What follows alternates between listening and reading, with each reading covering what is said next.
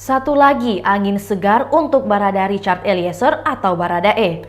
Terdakwa kasus pembunuhan Brigadir J itu mendapat sentimen positif dari sejumlah saksi ahli. Psikolog klinik dewasa Liza Marieli Senin 26 Desember 2022 menjelaskan jika tingkat kejujuran dan kepatuhan Baradae dinilai tinggi.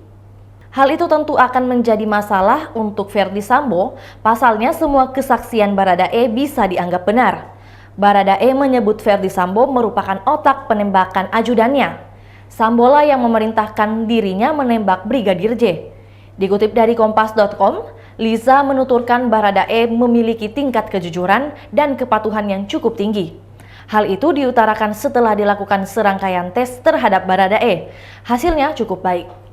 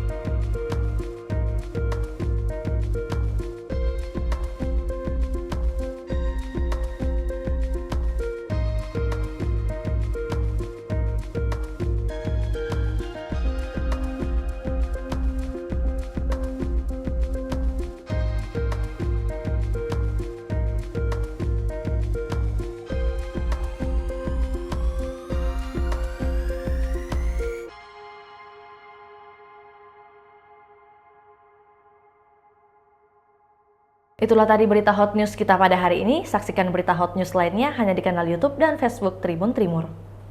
Terima kasih sudah nonton. Jangan lupa like, subscribe, dan share ya.